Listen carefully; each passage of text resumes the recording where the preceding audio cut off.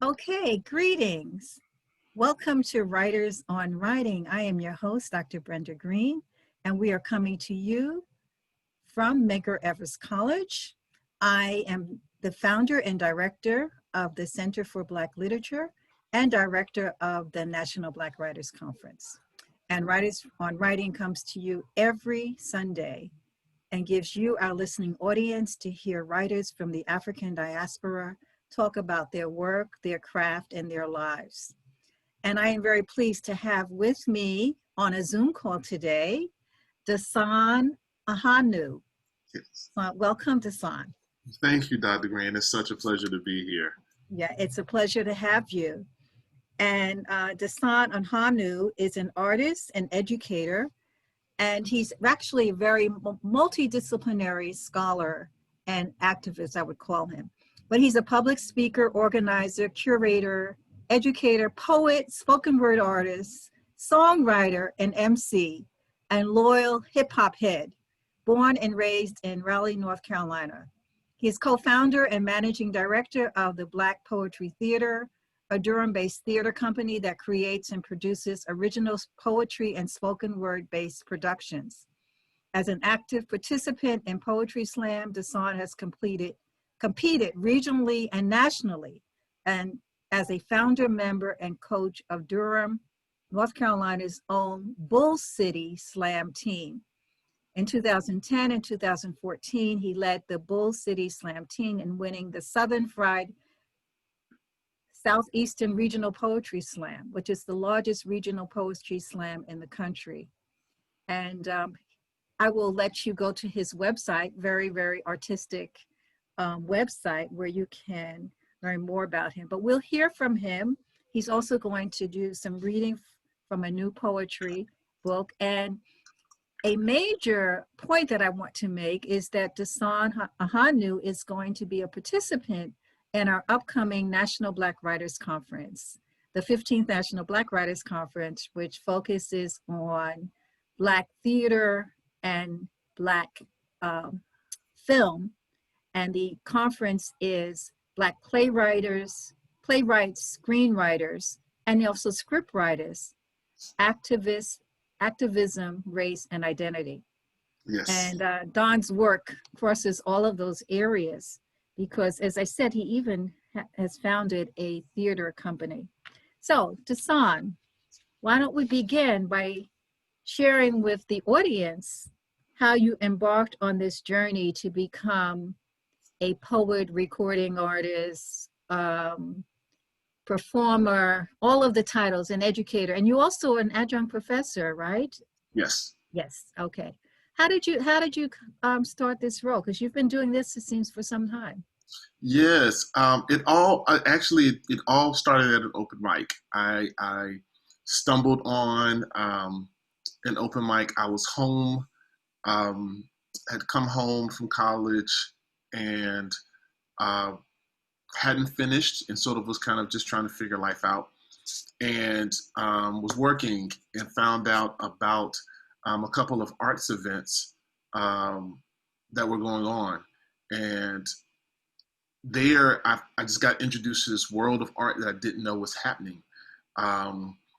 Peers that had gone off, and you're a part of happening. You go off to college, you get cultured, you get introduced to folks, right, and you come back home with this different perspective. And so that was what was happening, and I just didn't know that there were artists and musicians and this really kind of just Pan-African cultural scene that was happening that I just wasn't plugged into. And once I found it— Stop you there for a minute. You said Pan-African cultural scene. Just give us, when were you in college?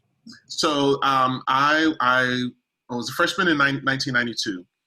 And so I stepped into the scene probably 96, 97. And so it was just, it's just one of those times where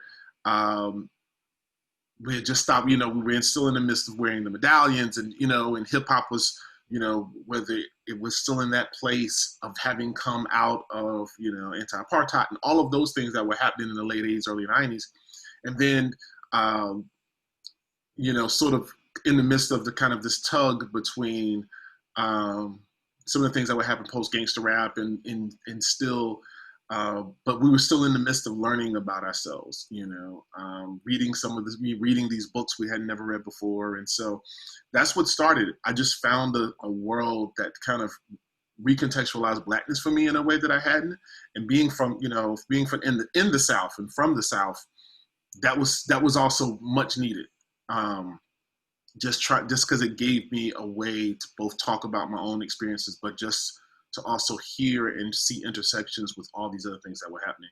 And that started it. I met folks there who were peers that I could write and create with, but I also met folks there who gave me opportunities to learn other things that I could do.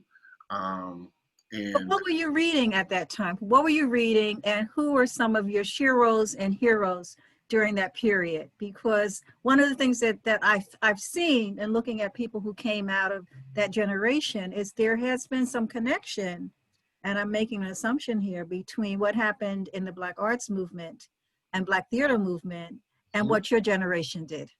Exactly, and that was one of the things. So the Black arts movement was really fascinating because, you know, one of the other things that happened here was that our elders who had kind of come through both the freedom struggles and union struggles were looking for young folks to kind of pass some skills on to. And one of the things that they would introduce us to as a way of helping us seeing our connection to the movement through our art was introducing us to the Black arts movement. And listening and, you know, and Furious Flower and all these kinds of things that I just didn't know, that I didn't know about being in the South. And listen, you know, thinking about Amiri and Askia and the kinds of things, that intentionality of what they were building is something that had a big influence on me. And then thinking, I looked to the Renaissance because there was a conversation happening during that time about Black vernacular, and it was essentially Southern vernacular. So that stood out to me. And then Jane Cortez and some of the unique kind of rhythms and sounds, just growing up with hip hop, like Gil Oscar Brown Jr., you know, being someone who was both in poetry and in music and theater. These were some of the folks that I discovered along the way that were who I looked to. And Sonia Sanchez, and that I did not know much about Umbra until later. But they were before Black arts movement, which I found out later on, and that was so fascinating. It gave me a whole new thing to look to, and I just in everything, every door open just introduced me to new heroes, Yusuf Kumunyaka and Larry Neal, and you know, and then Sonia was once one that the elders here introduced me to Sonia Sanchez very early on, and Watts Prophets in the last, like these were just these folks that were kind of introduced to me that I just started to look to. So you started as a spoken word artist, and then you got into theater, and you actually was you worked with the Harvard University's hip hop project. Mm-hmm. Okay, how did you get into all of that? Because that's moving from the arts to the scholarship, which is not what many people did. You know? Right, and it's I'm still adjusting. Because it was a really new world for me to step into. It started because my alma mater, which is HBCU, a liberal arts HBCU in Raleigh, North Carolina, St. Augustine's, then St. Augustine's College, asked me if I would come and do some work on campus, and it turned into a residency. And they encouraged me to get my master's, and kind of gave me this kind of, you know, learning environment to understand higher ed in a new way. And that opened the door for me to even consider the fellowship at Harvard. I happen to know two folks in our area. It was kind of unique for me to be the third person in our area to participate in that program. Mark Anthony Neal was someone who I had a chance to work with through some community work. And then Patrick Douthit, also known as Knife Wonder, is someone who we're in the same peer group, and we're also both involved with the Universal Zulu Nation. He started a chapter in North Carolina, and I was one of the founding members. And he encouraged me to apply. And that was, you know, really kind of opened up scholarship in a new way for me. Having, you know, been at that point in time, have been working in higher ed probably about 9 years of just doing essentially the same kind of things I do in the arts community. Mentoring, programming, just creating space for creativity on campus, for me to see what it meant to really research and like and put forth new theory and craft new theory and how to digest some of this work out here. Give us an example of what you did or a project that you worked on while you were part of that, or the Harvard hip hop. So my focus was on lyricism in hip hop, and Okay. and I was inspired by the way that canon is created, and felt like that culturally, especially in Black culture, that we have a lot of informal ways of creating our own canons. And so, where's that connection between that kind of a cultural aesthetic and then the institutionalized idea of how canons are created, but specifically looking at um, MCs who consider themselves lyricists. As a poet and an MC, I just wanted to look at those intersections between craft, and that's what I did was kind of looking in both places. Reading other scholars, Adam Bradley, and looking at some of those things while also digging through and looking at some of the history of to Big Daddy Kane, to KRS One, all the way to a Black Thought and Kendrick, and what it means to call yourself a lyricist and really be dedicated to craft, is what I was doing. And so kind of developed a colloquium called Shots Fired, which kind of takes a look at the kind of creative approach to lyricism, from both, from a poetic perspective. And so that was just a beautiful experience to be able to be in a space that kind of incubated and kind of just provide a resource for me to do that digging. Did that affect your own poetic content and style and structure?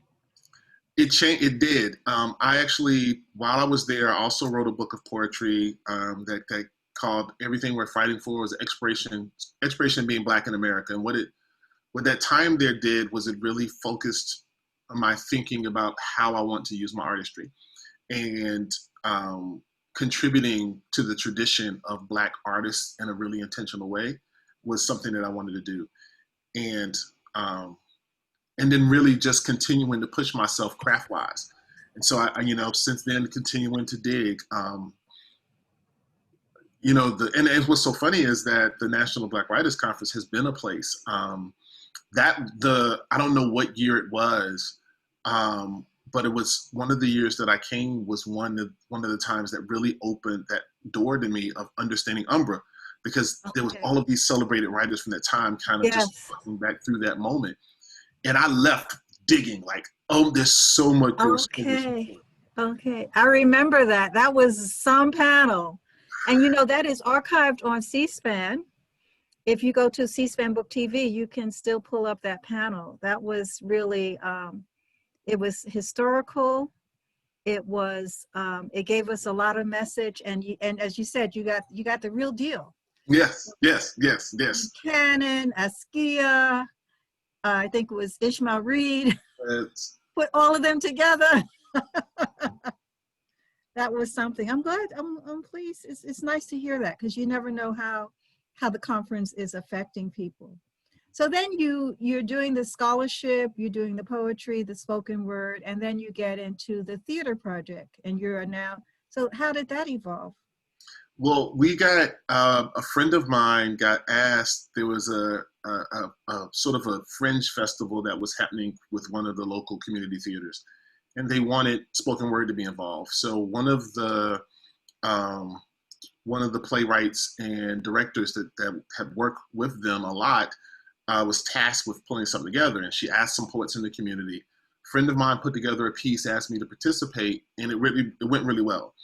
And so we sat and put our heads together and said, well, maybe let's think about creating a space for crafting spoken word based theatrical productions.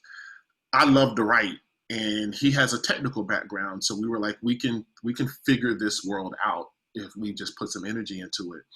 And so probably a couple of years after we kind of toured that production around for about a year and a half. And then about another year after that, we started Black Poetry Theater, and the original production was called Black Poetry. And so that's what we named the company after. We got started in 2008, and we've been doing original productions ever since, and just really just, as much as I can, just look into performing arts and, Black performing arts and Black theater for inspiration, but opening up space to bring this community of artists and poets together, to be be on a platform that they normally might not find themselves on. And that's part of what we wanted to talk about in the conference coming up. It's interesting that in the literary world, people don't normally think about playwrights and performance artists as writers, but you are doing the kind of writing that's bringing it all together. You have the writing and the music and the performance, and that's so much a part of our tradition of writing as performance. Or I shouldn't say writing as performance. The artist is a performer, but they're using the lyrics in very, very strong and powerful ways. So to have them come together in that form, I think is really almost like a natural way to ensure that you are that we are using all forms of literature. And it should not be boxed. I think we have to think about it in different ways. And I think that's what your group is doing. You're coming out with a book. Why don't you share with us what this book is? You're coming out with a book of poetry, and share something from it, or share a poem for us. I will. The book it's the follow-up to the book that I wrote while I was in Cambridge, and continuing to look at Black life. And it's called Shackled Freedom: Black Living in the Modern American South. And it's dedicated to and inspired by the South. It's coming out on Willow Books, and we'll be launching the pre-sale soon. I'm going to be out in the next couple of months. I'm really excited about the book. And this piece is called Black Holiness, and it's sort of just dedicated, it's inspired by just the Black women I've been raised by, my mothers and grandmas and aunts. And I think it sets a very familiar scene for many of us. Ain't no glory like lifted voices, crescendo like burning sage, riffs like whips and auction blocks, runs like late nights through bayous, moans like lost days in classrooms, last days on street corners, Sundays spent praying for the blessed assurance you're gonna see another sunrise. And ain't that sound deep and guttural? Ain't it song? If there's one thing that I know, ain't no heaven like a Black woman's dinner table. Ain't no hallelujah better than redemption songs, all charcoal and shotgun. Ain't no almanac for the notes you learn painful. Ain't no census for the massive of that reverie. Ain't no recipe for the way melody, molasses, and butter make Jesus' harmony leavened. And don't it feed you like loaves and fish? Don't it sit on your chest like hung on cross? Won't it come back when boulder burdened by silence? And ain't it prettier than Easter service? We call holy random, spontaneous, but ain't it right place and right time? And ain't that love as proud and specific as who made the stuffing and potato salad? Don't it smell like pearly gates opened, feel like liberation rang the doorbell? They say you can find our Lord and Savior on the right hand of God, then you can find that matriarchal choir on the left. Gossip and memory never sounded so glorious. Laughter made you believe tomorrow was possible. Smiles made you think hate was a boogeyman for another night. Ain't no glue like a Black woman's belief. If she say it's gonna be okay, it be. If she say it's in God's hands, it be. If she say food is served, it be an altar and an anarchy. Ain't no glory but God's, and ain't no rule but theirs. It be a sanctuary and a sermon, be a boot camp and a blessing, where you don't question the authority, you know when to fall in line, and you take the rules as they come. This battalion be they babies, no matter the age. This mill is a strategy we are thankful for, so very thankful. Ain't no better lesson in leadership than plate made. Ain't no better gratitude than plate clean. Ain't no better reminder than second served. Here we learn that there is always more work to do. And then Moses and Aaron spent 40 days in the wilderness before making it to the promised land. And ain't it a Black woman's magic to turn that into 6 days? What a miracle it is the way they gather us around on Sundays like disciples, scripture us a family, teach us that faith can move us forward, whether blood or promise before a pastor, whether adopted or still seeking a mission. Faith without works is a flatline blasphemy, and that ain't what they made us for. Ain't no excuse, a strong enough amnesia. Ain't no trouble, a strong enough divide. This table lets us know that the best of what we are is a full meal. But when that song stops, ain't ailment nothing but Judas. Ain't crucifixion just a teary-eyed homegoing. Ain't the 3 days after your last hope? Don't them tears fall in rhythm to the song? Don't you sing along without ever noticing how easy the notes come? Ain't it the best gift you've ever been given? To know what that hymn sounds like, what it feels like, to know what that kitchen is supposed to be like. There is one truth that we know. Ain't no heaven like a black woman's dinner table. Ain't no hallelujah better than redemption songs, all charcoal and shotgun, all magic and miracle, all black and black woman, beautiful, blessed, beloved. Excellent, great. Oh, the images are so powerful. And you know, you talked about it, you know, being inspired by your mother, but I thought about my mother. You know, I grew up in the South, that people can relate to that on so many ways. And that you were reading, you had memorized it, you know. I mean, one of the things, I just had an opportunity to interview Imani Perry, and talks about the breath that spoken word artists use, how they control their breath, because you're getting those words out all at once. You have to really practice the breathing. So congratulations. But I'd like you to share with us the craft, how you go about performing. What do you do to get to that point? What do you do as an artist? And I'm also thinking about the fact that I teach a spoken word course. I would love them to see you, to hear you, because that is the challenge, is how do you get them to understand that poetry is performance, and that they have to memorize. And so share with us how you go about that. Give us some lessons. So yeah, it really is. There's some particular things that I focus on. Part of it is preparation, is just feeling comfortable with the work. And then there's, being in your body. And so there's a presence that you want to have. I always tell folks that I kind of, connected to Mr. Rogers' Neighborhood, and watching him walk in, and he changes a jacket and some shoes, and we believed he was home. So that walk up to the stage is a welcoming into your neighborhood, which allows you to claim ownership of the space. Engaging the room, the whole room. And so it's kind of finding some ways to kind of pan and make those markers. And then your posture, the stance that you take. Those are the kind of, things that I concentrate on. I call them the 4 Ps. And then I'm the kind of person, I look to other performers. I look to the very distinct way, especially like Black singers, the mannerisms, the pauses, what's always fascinating to me, especially soul singers, is the way that they would like hit a note and stop and look, and then the crowd would go crazy. They didn't do anything. It's just this anticipation that they were able to give. Those kind of things are things. And then the notes from the theater about, inflection and, intentional motion, that you just kind of add to your toolbox, so that you can, and all of it is an attempt to combat the anxiety of being on stage, being vulnerable in front of people. The more tools you have at your disposal, the more you can take the weight off you and put the pressure on the audience to enjoy the experience, and feel a little bit more comfortable to just be yourself. That's an excellent point, because if you don't have the audience, that's the main thing. If you don't have the audience, you're not going anywhere. It's not going to happen. You have to really create that relationship. So we are now in the middle of this major social justice movement. I mean, there's so much going on in this country. The rise in the police brutality still here. I told someone, this reminds me almost of what happened during Reconstruction. You have the voter suppression.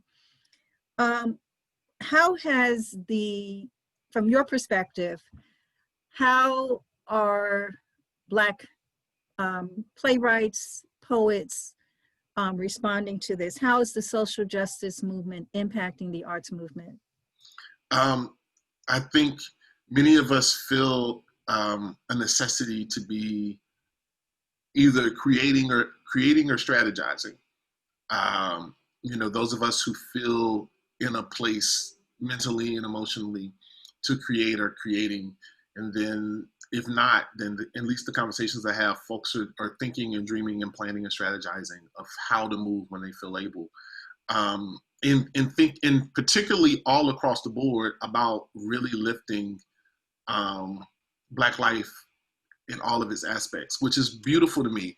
Because sometimes I feel like we feel a pressure to deliver a particular aspect of our lives, but I think folks are now in a place of being like, no, we want to present ourselves authentically and present these stories and this humanity and this joy and this, like, all of it. We need all of it in this moment, and all of it is resistance. And I think that that's going to open the doors for some really, I've already seen some beautiful work. I think it's going to open the doors for a lot of more work. That's been something that's really important to me.